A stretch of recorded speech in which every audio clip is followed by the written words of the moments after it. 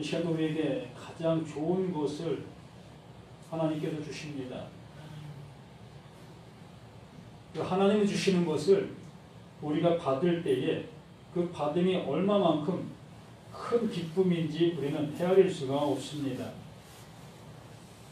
오늘 말씀을 통해서 내 사랑하는 자, 내 기뻐하는 자라는 그 말씀으로 우리에게 하나님께서 말씀해 주십니다. 하나님께서 예수를 향해 내 사랑하는 자다, 내 기뻐하는 자다, 너희는 그의 말을 들으라라고 말씀해 주십니다. 우리 누가복음 4장 18절 말씀에서 그 예수에게 하나님께서 어떠한 일을 이루실 것인지에 대해서 명확하게 말씀해 주십니다. 그 이사야 선지자가 예언한 그것을 그대로 인용한 그러한 성구지요. 그 4장 18절 말씀을 보면은 주의 성령이 내게 임하셨으니 이는 가난한 자에게 복음을 전하게 하려고 내게 기름을 부으시고 나를 보내사 포로된 자에게 자유를 눈먼 자에게 다시 보게 함을 전파하며 눌린 자를 자유롭게 하고 주의 은혜의 해를 전파하게 하려 하심이라.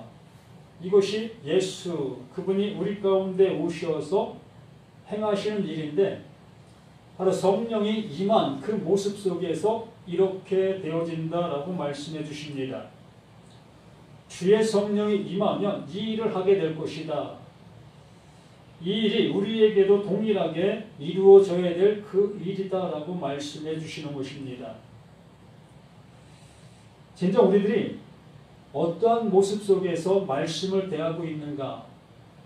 바로 이 말씀처럼 주의 성령이 내게 임하셨다면, 나에게도 하나님의 성령이 임하셨다면 이러한 은혜가 내게도 함께 해야 되어지는 그 사실이어야 합니다.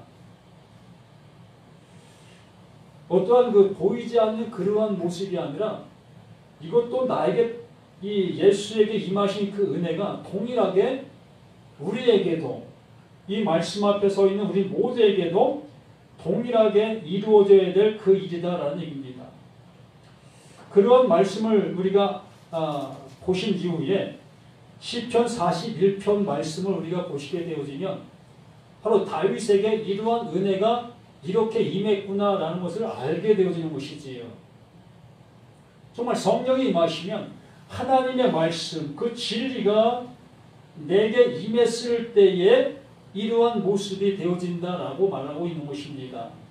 그래서 41장 1절 말씀에 가난한 자를 보살피는 자에게 복이 있으며 가난한 자를 보살피는 자에게 복이 있다라고 말씀해 주시지요. 바로 성령이 임하시면 가난한 자에게 무엇을 복음을 전하기 위함이라고 말씀해 주셨습니다. 그러면 그 성령께서 이 가난한 자에게 복음을, 가난한 자에게 이 복된 소식을 전한다라고 말씀해 주셨다면 그 성령이 하시는 일은 우리 눈에 보이는 이 땅적인 이러한 일을 하시는 그 하나님의 영이 아닌 것을 우리는 이 말씀들을 통해서 잘 알고 계신 분들입니다. 우리가 생각하는 내가 수고해서 얻을 수 있는 그러한 일을 하시는 그 성령이 아닌 것을 우리는 말씀을 통해서 알고 계신다는 얘기입니다. 또한 그 반대의 모습으로 그 성령이 내 삶에 보이는 것들을 주시는 그 성령으로 알고 계신다면 참 난감한 그 모습이 될 수밖에 없습니다. 어떻게 그 분들을 향해서 설교를 해야 되는지 난감한 그 모습이 될 수밖에 없다는 얘기입니다. 그 하나님의 성령은 그 하나님의 일을 이루시기 위해서 우리 가운데 보내셨다. 바로 예수에게도 그의 성령이 그에게 임했다라고 말씀해 주시면서 가난한 자에게 복음을 전하기 위함이라고 했고 눈먼 자를 다시 보게 하고 들리지 않는 자를 들리게 하고 못 걷는 자를 걷게 하고 각색 병든 자를 치료한다라고 말씀해 주셨습니다. 분명 이 말씀들을 우리가 생각해 볼 때에 그래, 내가 볼 수 있는 그 일들을 그 예수가 행하시는구나 라고 생각할 수 있다는 얘기입니다. 이것이 바로 우리의 눈이 이 말씀들을 볼 수 없는 그 상태로 있음을 내 스스로가 증명하고 있는 그 사실이라는 얘기입니다. 바로 성령이 하시는 일은 내가 알 수 있는 그러한 일을 하시는 것이 아니라 내가 알 수 없는 그 하나님의 일을 이루시는 그분이 성령, 그 성령이라는 것입니다. 그러므로 성령이 내게 임했다면 이 모든 말씀들이 바로 그 하나님을 향한 나의 모습으로 보실 수 있어야 된다는 얘기지요. 그러니까 내 눈은 이렇게 떠 있는 상태에서 모든 사물을 볼 수 있는 내 눈을 가지고 있으나 이것이 하나님이 보실 때는 눈 뜬 것이 아니라 눈 감은 거다. 넌 아무것도 볼 수 없는 자다라고 말씀해 주시는 그 말씀이었다는 것입니다. 또한 내가 이렇게 들을 수 있는 귀를 가지고 있음으로 인해서 나는 김모리가 아니라는 그 생각을 우리는 늘 생활 속에서 할 수밖에 없었던 것입니다. 그런데 그 성령이 말하고 있는 것은 너 김모리야 라고 말씀해 주고 있다는 얘기입니다. 세상의 소리, 세상 것들은 잘 듣고 세상 것들은 잘 볼 수 있지만 진짜 보여주시고자 하시는 하나님의 것들을 볼 수 없고 들을 수 없는 우리의 상태의 모습이라는 것을 말씀해 주시면서 그 예수가, 그 성령이 그것을 듣고 그것을 볼 수 있게 해주러 왔다라고 말씀해 주시는 것입니다. 그러므로 여기 시편 41편 1절 말씀에 말씀한 것처럼 가난한 자를 보살피는 자에게 복이 있다.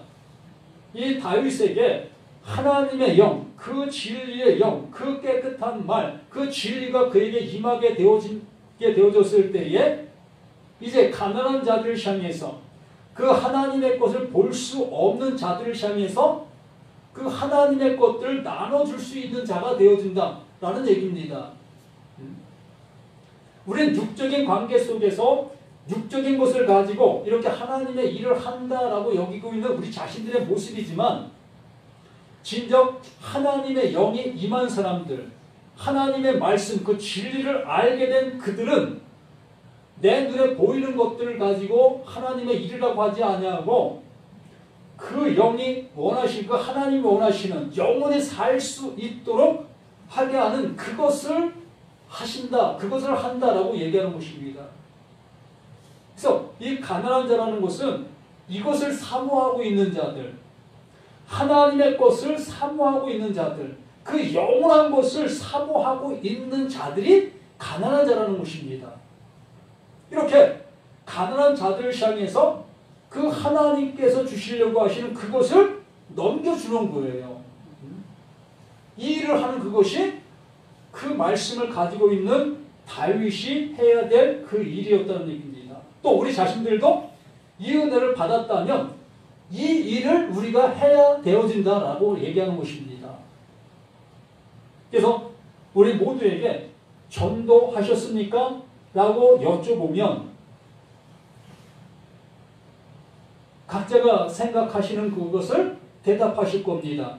예, 저는 했습니다. 라고 하시는 분도 있고, 예, 저는 전도하지 못했습니다. 라고 하는 사람도 있을 것이라는 얘기입니다. 그런데 내가 생각하는 그 전도가 아니라 하나님이 생각하는 그 전도를 내가 했느냐라는 그 모습을 묻고 있는 것입니다. 그래서 가난한 자를 보살피는 자에게는 복이 있으니요 재앙의 날에 여호와께서 그를 건지시리로다.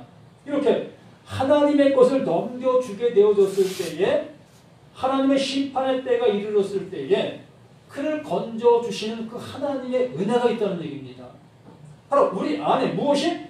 영원한 생명, 하나님의 것이 존재하기 때문에 그 존재하는 그들에게는 멸망이 있을 수 없다는 얘기지요.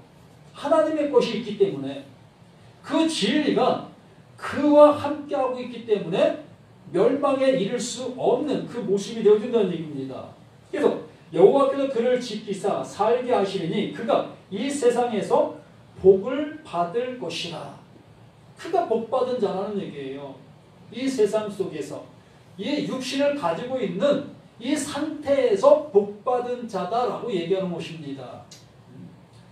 여기에 말하고 있는 것이 세상 복을 받은 자다라고 얘기하는 게 아니라 이 육신을 가지고 있는 이 상태에서 영원한 그 하나님의 말씀이 임한 자, 그 영생의 말씀이 내게 임한 그 상태를 여기에 땅에서 복받은 자다라고 얘기하는 것입니다.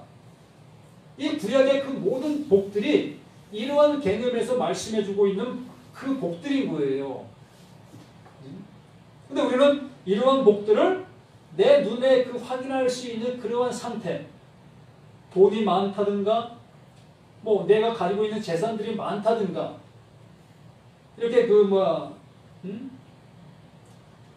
욥이 그 당대의 거부, 또 노아가 그 당대의 거부, 그러한 모습을 우리가 연상하게 되어지는 그 모습인데, 그러한 얘기를 하고 있는 그것이 아니라 그가 그 실존했을 때에, 그들이 실존했을 때에 그들이 그러한 복을 받았습니다. 사실은 노아도 복을 받았고 욥도 그 당대, 그가 살아갈 그 당시에 거부의 삶을 살았던 그들의 모습이었습니다. 그런데 하나님은 그것을 지칭해서 말씀해주고 있는 것이 아니라 바로 영원한 복을 우리에게 알려주시려고 하시는 그 그림자적인 시청과 교육의 모습이었다는 얘기지요. 그래서 이 세상에서 복을 받을 것이라. 주여 그를 그 원수들의 뜻에 맡기지 마소서. 이 원수가 우리는 늘 밖에서 찾으려고 하고 있는데요. 이 원수는 바로 나 자신에게 있는 거예요. 내가 원수라는 얘기입니다. 어떤 원수? 이 육의 눈을 가지고 육의 귀를 가지고 있는 이 상태인 나. 그러므로 나는 눈으로 볼 수 있고 나는 귀로 들을 수 있는 그 상태에 있기 때문에 그 볼 수 있는 걸 찾으려고 하고 들을 수 있는 것을 자꾸 가까이 가려고 하는 그 모습 속에 있기 때문에 이것이 원수라는 것입니다. 밖에 있는 자들은, 밖에 있는 것들은 꽤 밖에 존재하는 거예요. 그것과 나와 어떤 연관성이 있을 수 있겠지만 그것이 나를 멸하지 못합니다. 나를 멸하는 것은 내 안에 존재하는 나라는 얘기입니다. 보암직도 하고 먹은직도 하고 탐스럽게 할 만한 그것으로 볼 수 있게 만드는 나 자신이 원수인 거예요. 그래서 이 원수를 사랑하라라고 말씀하시는 그 말씀도 밖에 있는 원수를 사랑하라고 얘기하는 게 아니라 이 원수인 나를 알게 되어졌을 때에 그것을 사랑하라는 얘기예요. 그 원수에게 무엇을 주라고? 영원히 살아날 수 있는 그것을 주라는 얘기입니다. 그 하나님의 것, 그것을 알게 된 그것을 그 원수인 나에게 늘상 흘려주는 거예요. 그 말씀을 가까이 하는 것입니다. 그것을 늘상 먹는 거예요. 그렇게 되어짐으로 인해서 그 원수가 점차 하나님의 그 모습으로 돌아오게 되어지는 그 상태, 그 모습이 되어진다는 얘기입니다. 그래서 여호와께서 그를 병상에 붙드시고 그가 누워있을 때마다 그의 병을 고쳐주시나이다. 이 병상에 누워있는 그 상태가 무엇인 것을 알게 되어졌을 때에 그 알게 된 그를 그 여호와 그 하나님께서 치료자 되시는 그분이 치료해 주신다. 치료해 주시는 것입니다. 바로 나 자신의 모습을 보게 되어졌을 때에 그것이 하나님께서 치료하시는 은혜를 주신 그 모습이라는 얘기입니다. 그러니까 나의 상태를 알게 되어졌을 때에 하나님이 주시는 그 은혜, 성령이 임하시면 실로 볼 수 없는 자를 보게 하고 들을 수 없는 자를 듣게 하고 걷지 못하는 자를 걷게 하고 가난한 자에게 복음이 전파되어지는 이 일이 누구에게? 나에게 일어나는 거예요. 나에게. 그 예수가 어떠한 예수인지를 알게 되어졌을 때에 그 예수를 영접한다. 그 예수를 영접한 그 모습이 나의 상태의 그 모든 모습들이 그렇게 하나님의 은혜로 새롭게 되어지는 그 모습으로 복을 받는 거예요. 이게 땅적인 나에게 하나님 복이 임했다. 여기에 말씀하신 것처럼 그를 병상에 붙드시고 그가 누워있을 때마다 그의 병을 고쳐주시나이다. 이 병을 고쳐주시는 거예요. 이 누워있는 이 상태가 무엇인지 알게 되어진 그 상태를 하나님께서는 알게 된 자에게 일어날 수 있도록 그 하늘의 것들을 알아볼 수 있도록 인도해 주신다라는 얘기입니다.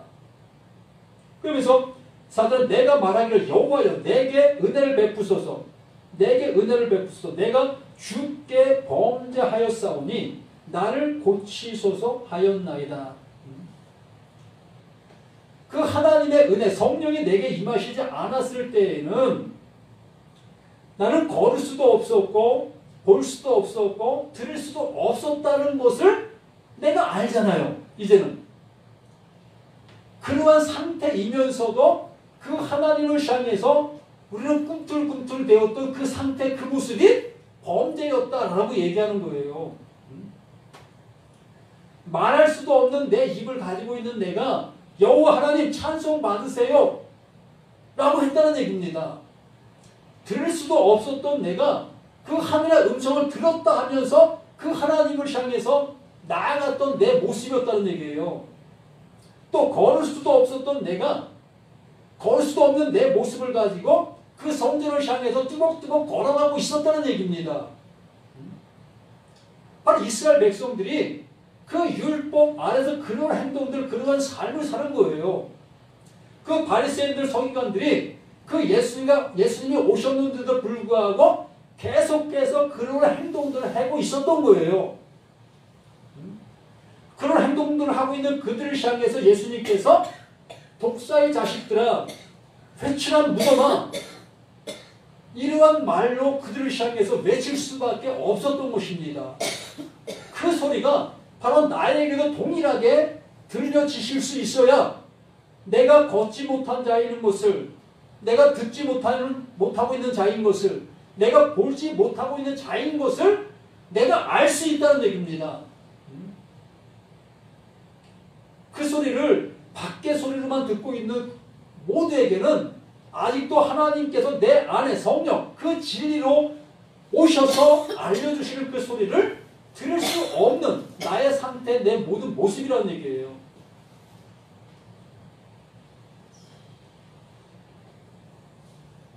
내게 은혜를 베푸소. 은혜를 베푸시면, 은혜를 성령이 내게 임하시면 비로소 나의 상태를 안다는 얘기예요. 다윗에게 은혜가 내려지니까 비로소 자신의 모습을 볼 수 있었다는 얘기입니다. 자신의 죄악된 그 자신의 모습을. 그러면서 5절에 말씀하시죠. 나의 원수가 내게 대하여 악담하기를 그가 어느 때에 죽고 그의 이름이 언제나 없어질까 하며 나의 원수가 또한 나를 보러 와서는 거짓을 말하고 그의 중심에 악을 쌓았다가 나가서는 이를 널리 선포하며. 이게 무슨 말이겠습니까? 다윗이 진리를 알게 되었을 때에 그 진리를 모르고 있는 그들과의 행동의 모습이 틀립니다. 진리를 모르는 상태에서는 그 하나님을 섬기려고 내가 발버둥 쳤던 그 모습들, 소잡고 양잡고 또한 갖가지 번제물을 드렸고 하나님을 기쁘시게 하려고 내 행동들로 보였던 그 행동들의 삶을 살아갑니다. 그게 비진리 속에서 살아갔던 그 모습에 있던 사람들이라는 얘기지요. 그런데 진리를 마음에 품게 되어졌을 때, 진리가 내 안에 들어오게 되어졌을 때에 그의 행동은 밖에 있는 누군가를 섬기려고 하는 그 행동이 아니라 그 진리가 내 안에 들어온 상태가 되어지니까 그 진리와 함께 평안한 거예요. 무엇을 할 게 없다는 얘기입니다. 그 하나님을 향해서 몸부림칠 이유가 없다는 얘기입니다. 그러므로 그 비진리 속에 있는 그들이 그 진리 속에 있는 그를 보면서 비웃는 거예요. 너 그러다가 어떡하려고? 그게 하나님을 섬기는 일이야? 너 그러다 멸망받으려고 너 어떻게 하려고? 통상적으로 해왔던 그들의 모습은 그 진리 안에서 평안을 누리고 있는 그를 볼 때에 온전하고 볼 수가 없는 거예요. 그래서 그를 향해서 조소하게 되어지고 그를 향해서 비방하게 되어지고 헐뜯게 되어지고 저게 무슨 예수 믿는 거야? 저게 무슨 신앙이냐? 이렇게 이러한 모습으로 나아갈 수밖에 없다는 얘기입니다. 여기 계신 분들도 진리 안에 거하면 진리 밖에 있는 사람들이 그렇게 얘기할 수밖에 없는 거예요. 왜?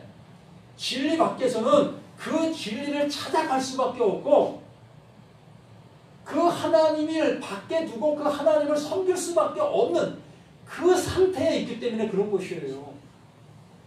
하나님이 내가 너와 함께 할게, 내가 내 안에 들어가 내 집을 지을게, 내 집이 내 안에 있게 할게 라고 말씀해 주시고 계시는데 그 말씀을 받았다 하면서도 그 말씀을 들었다 하면서도 우리는 그 하나님을 늘상 밖에 두고 그 하나님을 섬겨야 될 대상으로 여기고 그 하나님을 향해 가고 있는 우리 자신들의 모습이잖아요.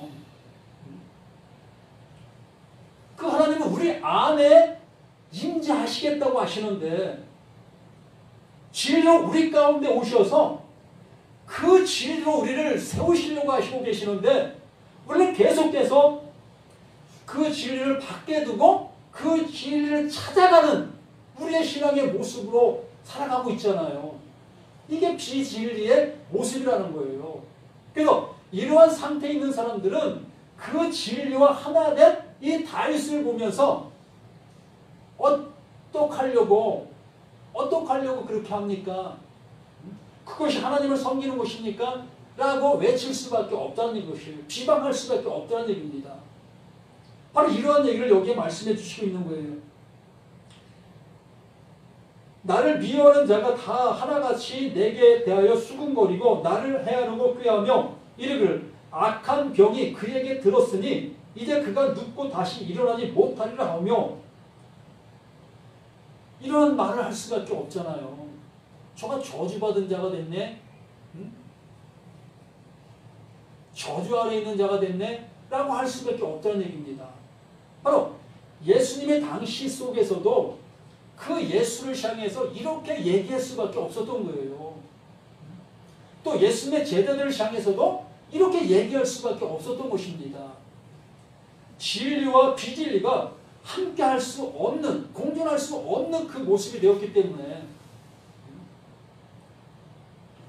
그 하나님의 진리를 우리 가운데 넣어주시면 그 진리가 들어간 우리들, 진리가 우리 안에 들어오게 된 그 상태에서는 또다시 그 진리를 향해서 애쓸 필요가 없다는 얘기입니다. 그 하나님을 밖에 두고 섬겨야 될 이유가 없다는 얘기예요. 그 하나님이 내 안에 성전 삼으셨기 때문에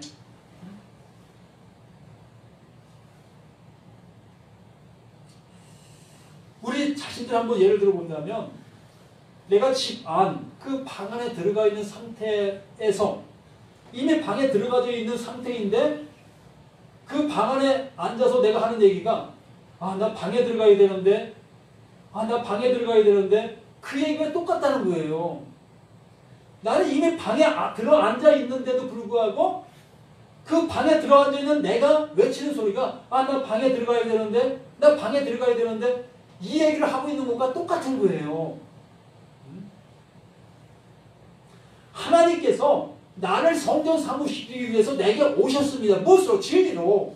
그 성령으로 내게 오셔갖고는 이제 내가 너와 함께 영원한 존재로 이끌어줄게 라고 말씀해 주셨다면 우리는 그 말씀으로 인해서 나는 영원한 존재가 되는 거예요.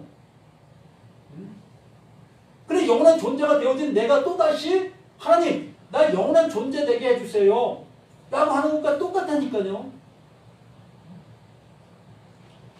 그것을 알지 못하는 그들은 다윗이 그러한 상태에 있는 그 상태를 향해서 비방하고 조롱하고,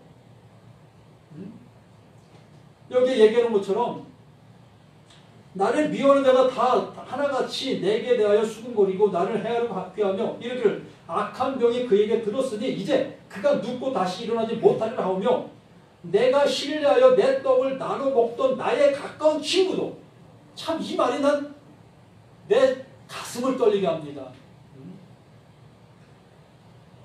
여기 이렇게 말씀한 9절 말씀 한번 읽어보세요. 내가 신뢰하여 내 떡을 나눠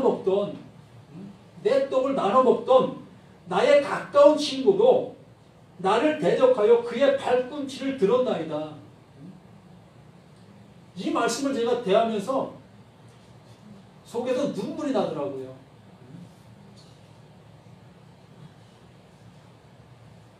내가 먹던 떡을 같이 나눠줬어요.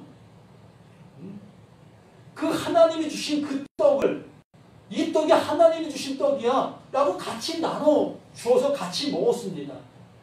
근데 그 떡을 먹고 나가서는 그 떡을 향해서 돌을 던지고 있다는 얘기입니다. 다윗이 하나님의 말씀, 그 은혜의 말씀을 받아 먹게 되어졌고, 그 받아먹은 그 떡을 그 동료들에게 나눠줍니다. 이게 하나님 주신 진리야. 이것을 하나님 주신 거야. 라고 전해준 그것을 그들이 같이 먹었는데, 오히려 그것을 먹은 그들이 다윗을 향해서 돌을 던진다는 얘기예요.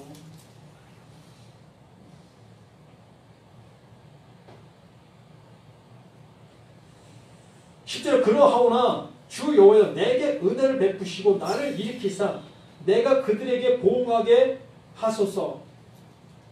이 내게 보응하게 하소서라는 얘기는 보응한다는 얘기가 아니에요. 그들에게 원수를 갚는다는 얘기가 아닙니다. 이미 그들이 가진 그 말씀으로 인해서 그 보응을 받는 거예요. 내가 그를 보응하는 게 아니라 그 진리로 세움을 받게 되어진 그는 그 진리로 인해서 그냥 영혼의 세움 받는 그 상태로 존재하는 거예요. 그러나 그 진리를 가지고 그 진리를 갖지 아니한 그가 그걸 비방의 도구로 쓰고 있다면 그 말씀이 그가 이미 보응받은 심판의 도구가 되어진다는 얘기입니다.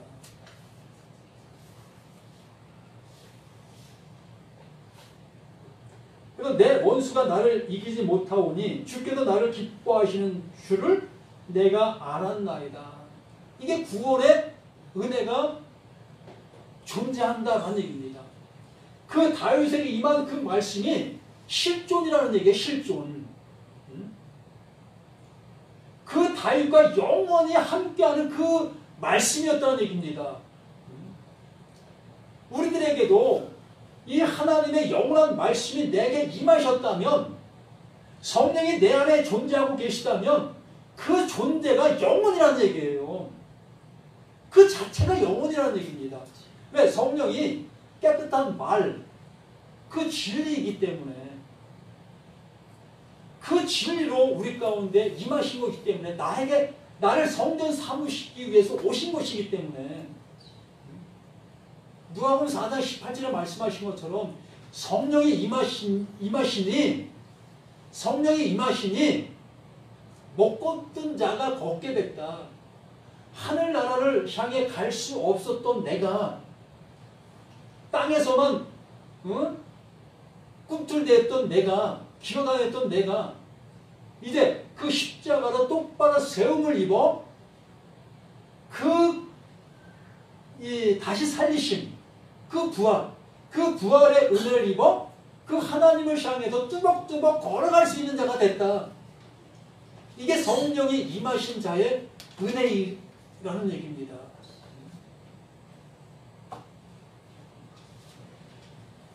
그래서 내 원수가 나를 이기지 못하오니 주께서 나를 기뻐하시는 줄 내가 알았나이다. 주께서 기뻐하시는 자가 됐는데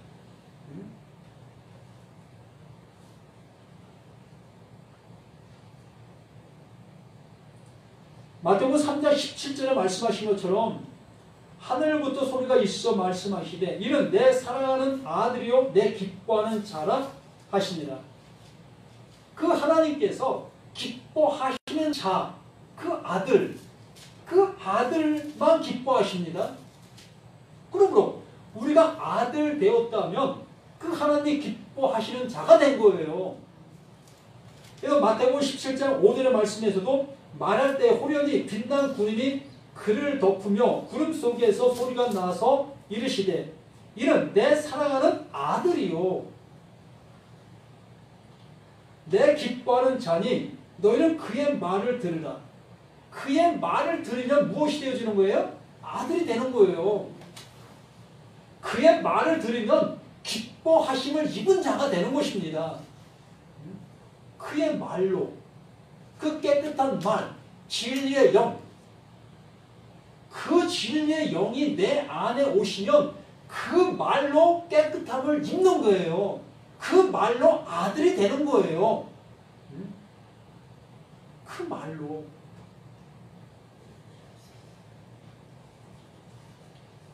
그래서 본문 12절에 주께서 나를 온전한 중에 붙드시고 영원히 주 앞에 세우시나이다. 이게 십자가를 통해서 이게 부활이에요. 이 다윗은 이렇게 부활의 은혜까지 입은 거예요. 이게 완성인 것입니다. 주께서 나를 온전한 중에 그 주께서 이루신 그 은혜, 주께서 그 깨끗한 말로 나를 세우셨다. 나를 온전케 해주셨다. 그 말씀, 주께서 나를 온전한 중에 붙드시고 영원히 주 앞에 세우시나이다. 영원히 주 앞에 세우시나이다. 이게 구원이잖아요. 이 구원 말고 다른 구원이 있습니까? 이 세상에서 돈 많이 버는 거예요? 건강하게 사는 거예요? 그것도 땅적 수준에서 보면 구원이지요. 볼 수 없는 눈, 들을 수 없는 귀, 걸을 수 없는 나의 다리를 갖고 있는 상태의 구원이 바로 그것이에요. 부귀와 영화를 누리는 것. 그게 땅적인 구원입니다. 그러나 영원한 구원은 볼 수 없는 눈이 보여지게 되어지고 들을 수 없는 귀가 들려지게 되어지고 걸을 수 없는 내가 걷게 되어진 그 상태가 무엇인지 알게 된 그것이 영원한 구원이라고요. 그래서 마지막 절 13절에 이스라엘의 하나님 여호와를 영원부터 영원까지 송축할지로다. 아멘, 아멘. 이렇게 하나님의 말씀으로 인해서만 구원에 이를 수 있다. 그 말씀으로 인해서만 온전케 될 수 있다. 이것을 알게 된 다윗, 그 하나님을 향해서 송축하나이다. 찬송하나이다. 아멘, 아멘. 아버지의 말씀이 내게 임했나이다. 내가 그 말씀으로 인해서 되었나이다. 라는 것이 아멘, 아멘입니다.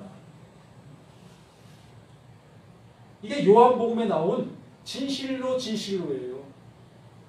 내가 진실로 진실로 너에게 명하노니 라고 말씀하시는 그 요한복음의 진실로 진실로가 여기에 아멘, 아멘이에요.